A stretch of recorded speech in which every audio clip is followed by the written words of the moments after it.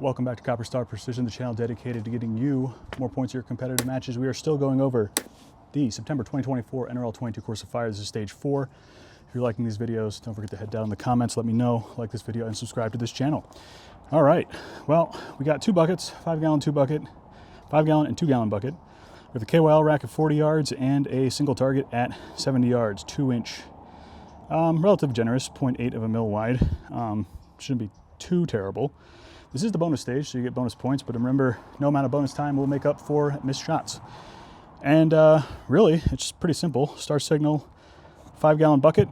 We're going to engage the KYL rack, large to small, and then the far target with 1 shot, and then repeat from the 2 gallon bucket. These buckets can be challenging for some people who have limited mobility or bad knees or bad back or anything like that. This stage can be made infinitely easier by the use of these giant pump pillows, and some people don't like them because they think it's, you know, gaming the sport, but it definitely helps you get more stable. And if you're someone who struggles with mobility, you know, trying to get in a position and stable while fighting back pain, knee pain, you know, some of these things are pretty much invaluable for keeping the rifle stable, and they double as a nice little seat that you can hang out at the match. So basically I would recommend one bag, bag of choice. There's a OG Game Changer. You can even put a flat bag on there. Basically we're going to move the bag back and forth. If you're going for speed, you may want to carry less gear, but I think here, because we're engaging the KYL targets, which are the smallest of the match, I think stability is paramount. So something like this, and this bag for rear support. I have also seen people, you know, take their time, not going for speed on the tiebreaker stage here, but I have seen people sit like this. They can brace the 5 gallon bucket with a rifle like this, and they come into it, you know, if you're flexible enough to do this. Some people like that, some people like sitting cross-legged and just trying to get comfortable, and then putting their elbows into their knees and controlling elevation from the rear this way.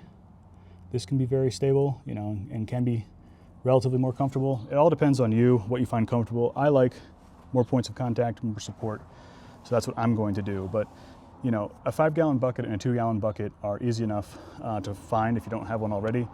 You know, old 5 gallon paint bucket or Home Depot bucket or 2 gallon bucket, you know, they're a couple dollars at the store. So go out and get one, and before you get to the match, figure out what's going to work for you. All that being said, let's see what this looks like in practice. We're not going to go for speed here. We're just going to try and break clean hits with good fundamentals. So I'm probably going to bring both of these pump pillows because I'm tired and I want to have a stable rifle. And let's see what this looks like. Let's fold our bipod up. So let's see, timer goes beep. Start the trigger cam. Let's just say I have all this gear in my hand. Bag down, rifle down. 5 gallon bucket, we're gonna use the large pump pillow. Gonna throw that over there. We're gonna find our targets. My holdover for this is gonna be about, was that 0.7 on the far target. I will use holdovers. I wanna be dialed in parallax and everything for these KOL targets. There's 1, there's 2, 3. Let's say I have to make a 2/10 wind hold off to the left. Okay, and then far target, call that 0.7, and there we go. So pretty quick, probably like 45 seconds elapsed. Once you get on target, it's not too bad. It's just building that stable position. Here we're gonna use Armageddon Gear Fat Bag. The big pump pillow over here on the left is the Cooltac Mega Bag. Get a lot of questions about that. And here we go. Sorry for the microphone. I'm probably giving you a bunch of fabric rustling around. 1, 2, 3. Smallest target of the match. 4. Hold 0.7. Boom. So what was that, 90 seconds? So again, getting stable. So 90 seconds talking through all of that. I could probably finish the stage in maybe 75 seconds if I was really pushing it. It's just about getting in position and being able to get comfortable enough. if you're flexible enough. I know these low positions give quite a few people trouble. My advice there is, you know, again, these buckets are like $2 or $3 at Home Depot. Get yourself some and figure out what works for you. Other than that, you know, yeah, like here, again, that sort of seated cross leg.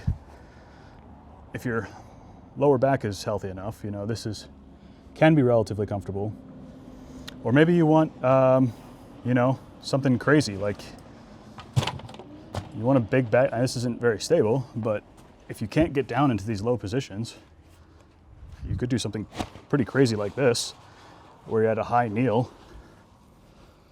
And, you know, not the most stable thing in the world, but doable.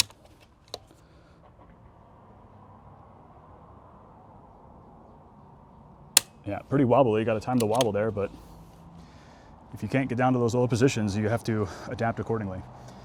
Well, I hope those tips and tricks helped. We got one more video coming out tomorrow, last stage, for the first Sunday of the month. September 1st is Sunday, where I will be at a match and hopefully bring you match footage shortly after that. So you can see if these strategies, tips, or tricks help. And if they do, come back to these videos, comment down below what you did, what went right, what went wrong, what you would do differently. Or you can call me all kinds of names if you don't agree with what I do here. Other than that, I hope you don't. But while you're down there, don't forget to like, comment, subscribe. I'll see you in the next one. And until then, score more points.